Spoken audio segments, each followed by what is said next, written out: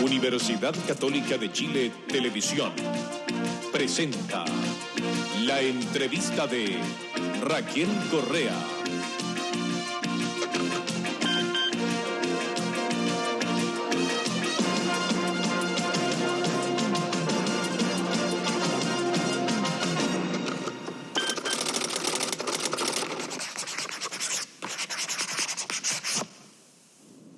Muy buenas noches.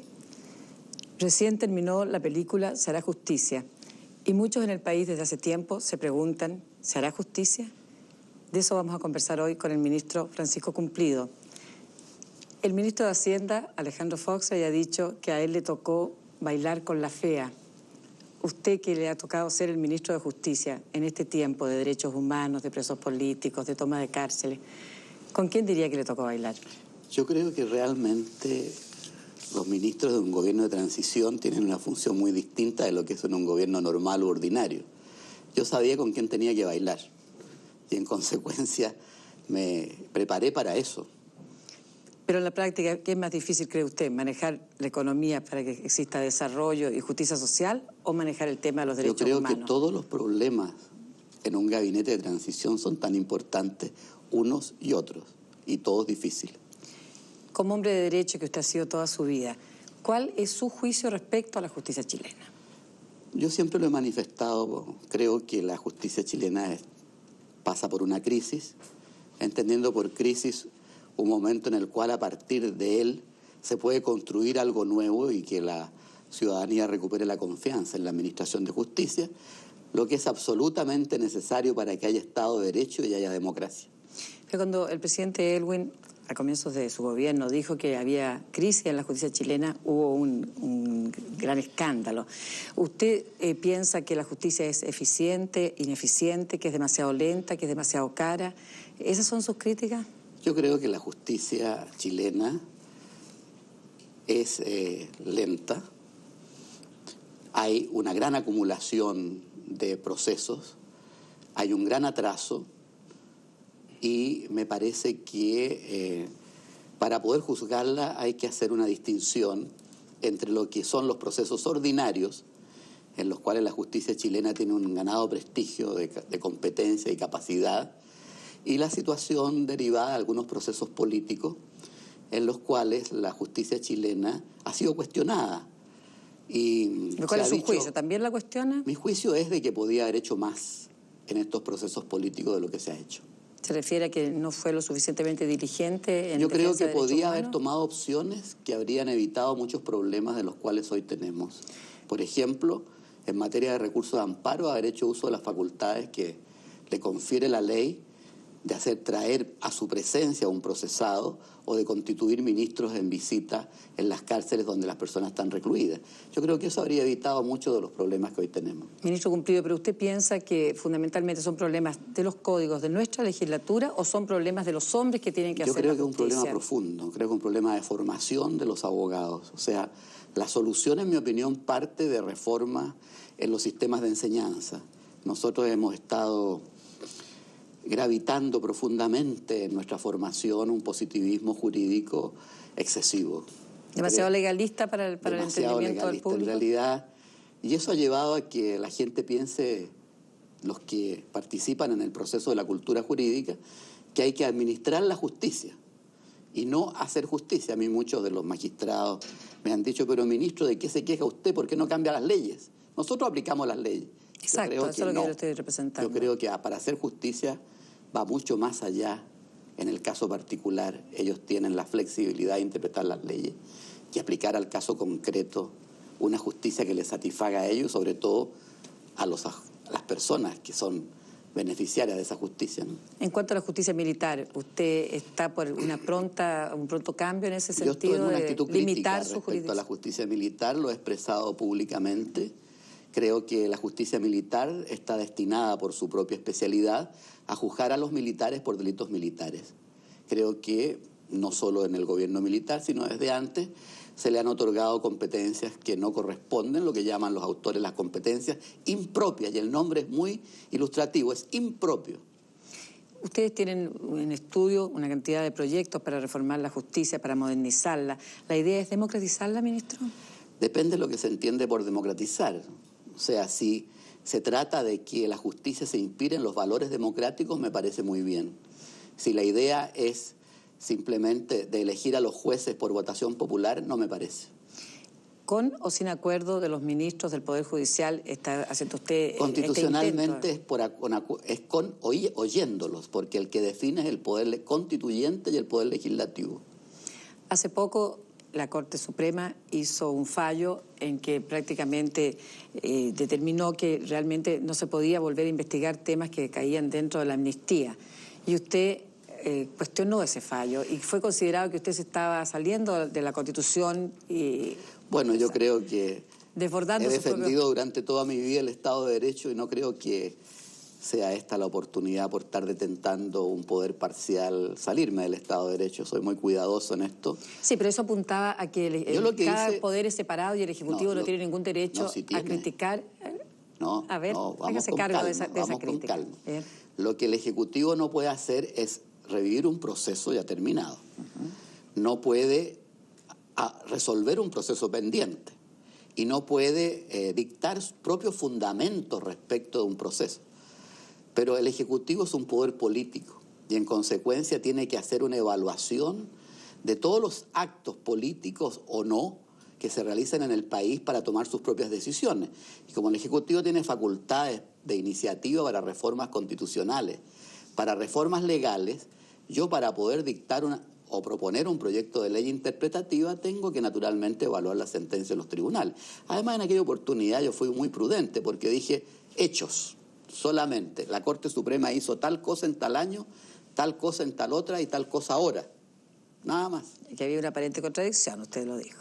Yo dije que podía, a través del recurso de aclaración que estaba pendiente, poder especificar y la Corte lo hizo. Simplemente asumió la función de que no debía investigarse cuando el juez llegara a la convicción de que el delito era admitiable. Pero su criterio jurídico es que se debieran investigar los hechos aun cuando caigan dentro del periodo amnistiado. Si yo fuera juez o magistrado, interpretaría la reforma constitucional del artículo 5 en los términos que lo pensamos los que propusimos la reforma. Claro. Y naturalmente eso significa la posibilidad de poder juzgar los crímenes contra la humanidad. Ahora hay un caso que en este momento tiene el país un poco sobre ascuas, que es la determinación del nuevo mando del Ejército. Yo quisiera saber desde el punto de vista constitucional, ministro. En eso yo soy competente. Así espero. Ahí está mi colega. Desde el punto de vista constitucional es la pregunta que yo le quiero hacer a don Francisco Cumplido. ¿Cómo se puede resolver este caso que el Ejército ha propuesto, el comandante en jefe ha propuesto determinados ascensos y el Ejecutivo lo ha vetado? Hoy día todo el país ha informado que el general Parera ha dicho que él no ha renunciado y que no tendría por qué hacerlo. Bueno, desde luego la Constitución y la Ley Orgánica Constitucional de las Fuerzas Armadas, en cuya gestación yo participé personalmente, establece que el comandante en jefe propone y el que decide es el presidente de la República, de acuerdo con la Constitución. El hecho que el presidente de la República no haya aprobado una proposición del comandante en jefe no significa que la persona tenga que renunciar, ni mucho menos. Es un problema que tiene que resolver el comandante en jefe. Sí, porque existe dentro del Ejército todo un escalafón, entonces no se puede... Yo creo que hay muchos tapones en los escalafones, ¿no? Súper. Ahora, yo entiendo que en este problema hay algo más que un problema que tenga que resolver exclusivamente el Ejército. Hay un problema que podría... No, el comandante en jefe dentro de sus atribuciones. El comandante en jefe, correcto. Es un problema que podría llegar a la Contraloría General de la República, que tuviera que determinar si hay aquí un problema, un vacío constitucional. Y al tomar razón de los decretos examina la constitucionalidad y la legalidad. La Contraloría toma su propia decisión interpretativa, ¿no? Y a eso voy, ministro. Nosotros esperamos que ella interprete naturalmente de acuerdo con la finalidad y con los principios que se establecieron para la reforma. Yo le quiero plantear la hipótesis contraria. Supongamos que la Contraloría General de la República dice que no le corresponde al presidente de la República vetar esos nombramientos. Habría que ver por qué objeta la Contraloría. Si objeta por ley, por infracción de ley, en ese caso el presidente de la República podría dictar un decreto de insistencia y, en definitiva, el decreto tendría que cursarlo la Contraloría y los antecedentes van a la Cámara de Diputados para que ella, en definitiva, estime si hay o no motivo para una acusación constitucional en contra de los ministros que firmemos ese decreto. Pero ustedes tienen que haberse planteado las diferentes posibilidades, me imagino yo, en alguna reunión. ¿Está la idea? No hemos tenido reunión de gabinete sobre ese punto. La idea de firmar decretos de Ya firmamos un decreto de insistencia y tenemos una petición ante el Senado en que piden que se nos declare culpable de indemnización civil. La verdad es que caso de la rectora los problemas interpretativos nunca han sido motivo de abuso de derecho ni de indemnización. Nosotros interpretamos como gabinete y el presidente el decreto en el sentido de que la objeción de la Contraloría no tenía fundamento constitucional ni legal. Pero en este caso, ministro, no podemos hacerlo como que estuviéramos en el limbo. Estamos en el limbo. Yo le digo, esta situación de los generales del ejército tiene una trascendencia política muy importante. ¿Usted cree que la solución ideal sería resolverla a través de un decreto de insistencia en el caso de que la Contraloría hiciera un fallo distinto? Hay dos posibilidades, le señalaba. Una es que ellos objeten por ser contrario a la ley orgánica, lo que nosotros no creemos, y lo segundo, que sea contrario a la Constitución. En ese caso, el presidente de la República podría recurrir al Tribunal Constitucional y el Tribunal Constitucional sería el que resolvería en definitiva. Ahora no me ha dicho cuál es su propio diagnóstico como constitucionalista respecto al tema. No, como constitucionalista yo tengo muy claro, ¿no? Lo que hace el comandante en jefe es una mera proposición. El presidente de la República la puede aceptar o rechazar. Si la rechaza, el comandante en jefe tiene que hacer otra proposición. Hablemos de violencia, tema... ¿Cómo no? Tema sobre el tapete también. ¿Usted le ha pegado a alguien alguna vez? Mire, la verdad es que desde los 15 años que no le pegaba a nadie. Antes de los 15 años yo boxeaba. A los 15 años colgó los guantes. Colgué los guantes. ¿Ha sufrido alguna vez un ataque físico? Después de los 15 años, naturalmente. No, nunca he tenido un ataque físico. ¿Nunca le han robado, nunca lo han asaltado? No, nunca. ¿Nunca usted no ha perdido ningún ser querido en un acto de violencia? No, nunca. Ahora, su actitud frente al tema de la violencia de los presos por razones políticas, ¿es una actitud racional, es una actitud moral, humanitaria o política? Depende de qué caso se trate, ¿no? Yo soy partidario de la legítima defensa. Creo que alguien, para defender su vida o la de sus familiares más próximos, puede atentar contra la vida de otros.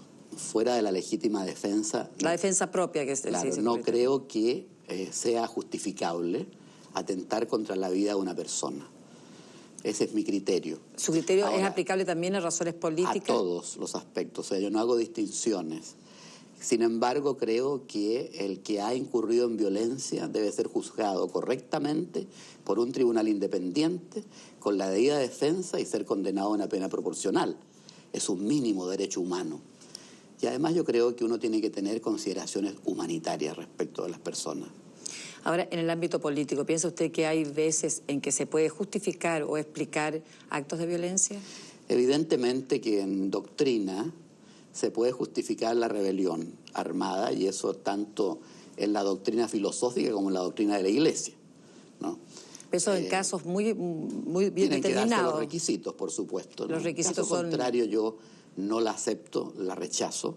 Creo que soy más partidario del entendimiento que del enfrentamiento. Claro. Yo creo verdaderamente que el amor es más fuerte. Los requisitos para justificar moralmente la violencia son que haya una tiranía, ¿no es cierto?, insoportable, prolongada y que conculque los derechos humanos. En forma permanente. Claro, que la acción sea proporcional, que tenga posibilidades de éxito, ¿no? Y que hayan agotado los otros medios. Me interesa a ese respecto, ministro, saber si usted considera que en Chile se dieron esas circunstancias que justificarían, según la doctrina de la Iglesia Católica, incluso la violencia. Creo que no. Creo que no se dieron. Creo que mi opinión siempre ha sido así, en ese sentido. Soy partidario, y creo que la gran mayoría de los chilenos fuimos partidarios de la transición pacífica, del entendimiento y no de la vía armada. Ahora hubo algunos chilenos que usaron la vía armada, ¿no es cierto? Y sobre eso quiero que hablemos ahora. Yo quiero que usted me diga, muy claras y pocas palabras si hay presos políticos en Chile. Depende de lo que se entienda por preso político. ¿Qué entiende usted por preso Yo político? creo que habría muchas distinciones, ¿no? Yo soy muy simple en este sentido. Para mí, un preso puede actuar por motivaciones políticas, lo cual no significa que tenga todos los derechos del delito político, ¿no? Ahora, nuestro programa de la concertación es muy claro en esa materia, ¿no?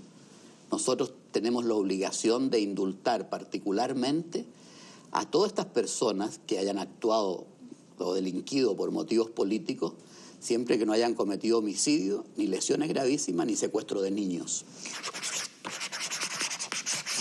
Luego, el término presos políticos no existe en los códigos chilenos, ¿verdad? No, no existen los códigos chilenos.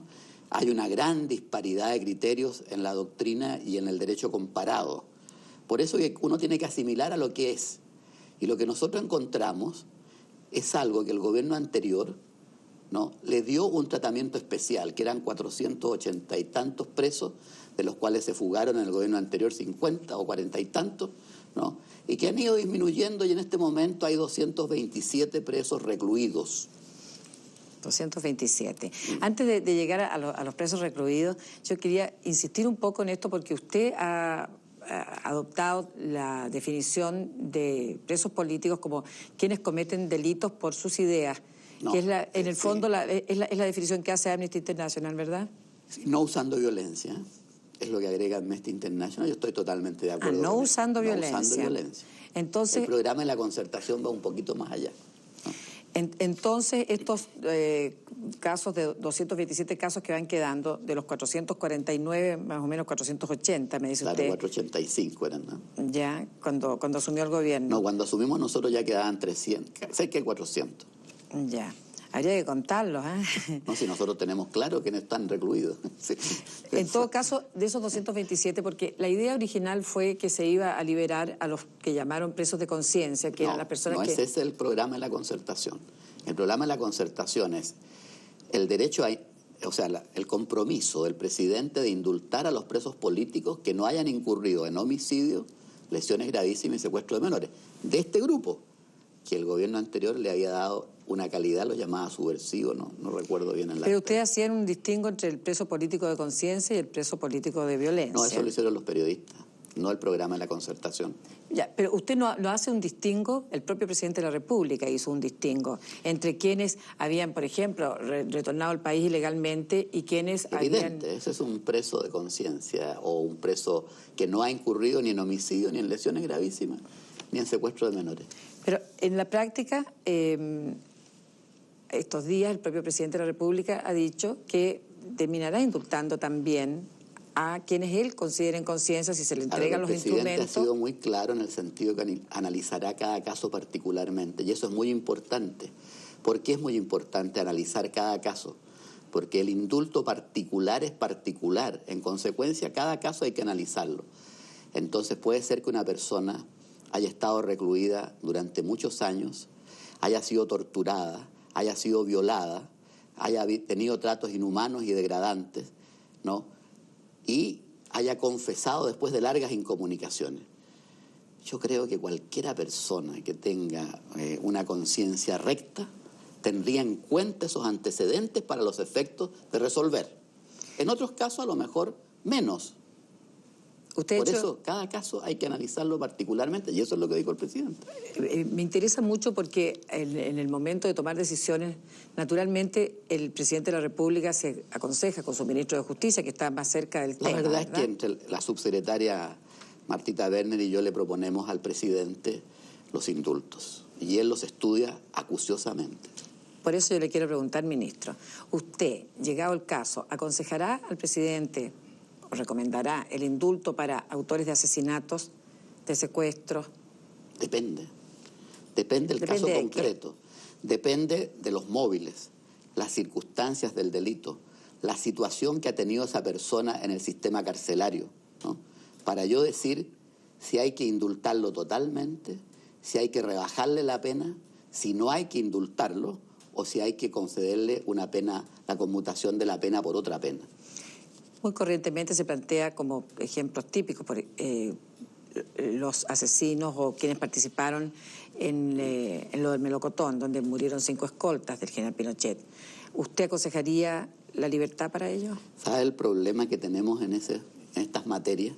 Es que el 87% de los presos políticos todavía está sometido a proceso. Y la mayor parte en sumario. Los sumarios son secretos.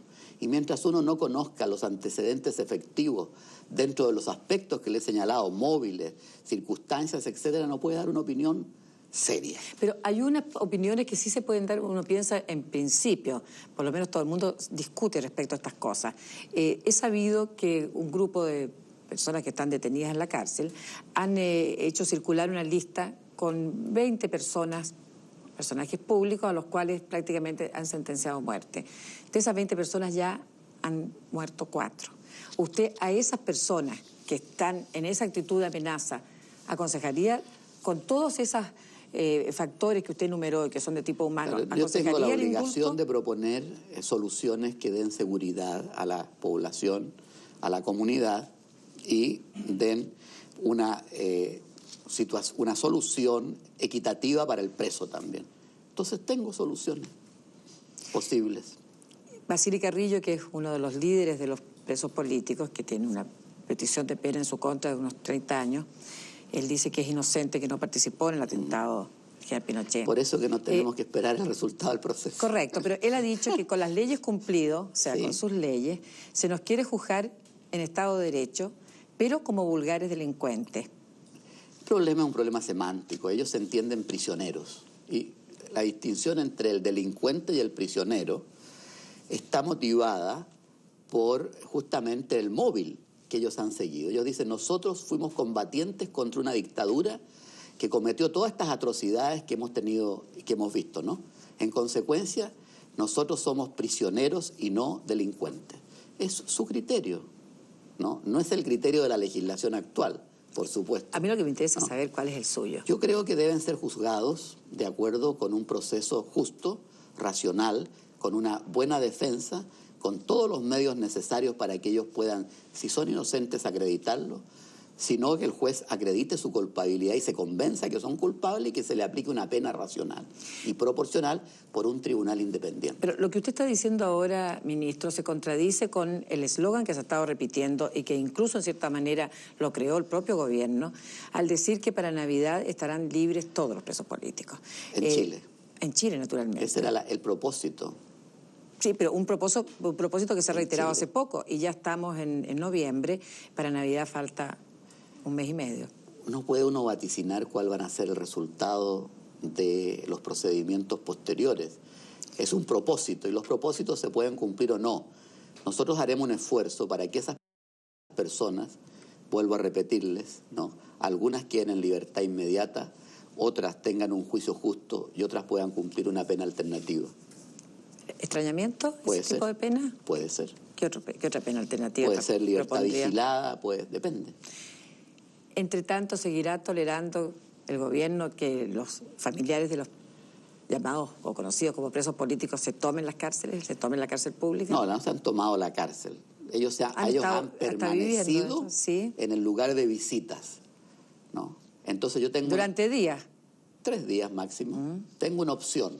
O los desalojo por la fuerza a mujeres y a niños, o tomo todas las medidas de seguridad para evitar que puedan causar un daño.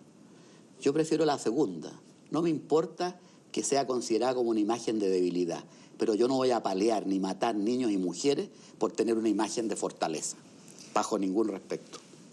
El asunto de la imagen es muy razonable lo que usted plantea, pero muchos plantean también que en esta actitud permisiva del gobierno se está estimulando el problema que planteamos al comienzo, el de la violencia. Se exacerba un poco la violencia al ver que el gobierno es demasiado obsecuente, demasiado blando. No es débil, ni obsecuente, ni blando. Lo único que hace es tomar las medidas de seguridad para evitar causar daño a mujeres y niños. Pero también permite conferencias de prensa formales o informales. El gobierno las tiene prohibidas. Lo que pasa es que los periodistas son muy inteligentes, los periodistas, ¿sí? ¿No? Y se meten de contrabando las cámaras y hacen o si no, dan imágenes de archivo. Con Voces de Ahora. con voces de ahora. Usted lo ha dicho con toda precisión. Ministro, ¿usted piensa que es bueno para el gobierno y personalmente para el presidente Elwin que quedara en sus manos el derecho a hacer la amnistía, el indulto, la libertad provisional, si se modifica como propuso el senador Jarpa la Constitución? Ha habido ahí un cambio de posición. Inicialmente se planteó la derogación de las limitaciones de la amnistía no la hace el presidente, es el poder legislativo, ¿no? La libertad provisional no la concede el presidente, son los tribunales. El indulto.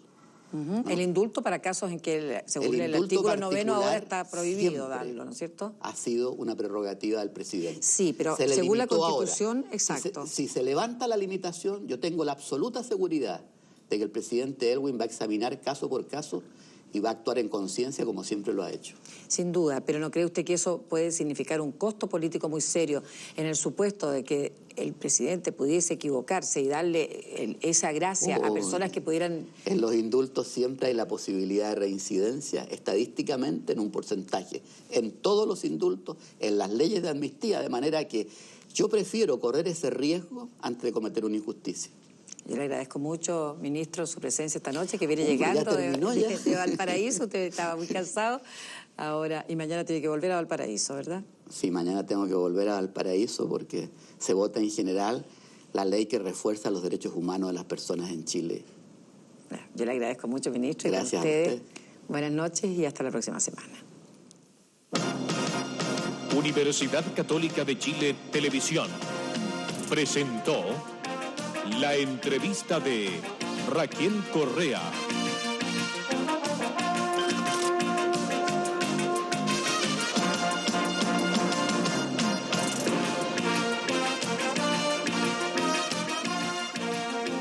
Siga junto a Canal 13. Ya llega la reportera del crimen.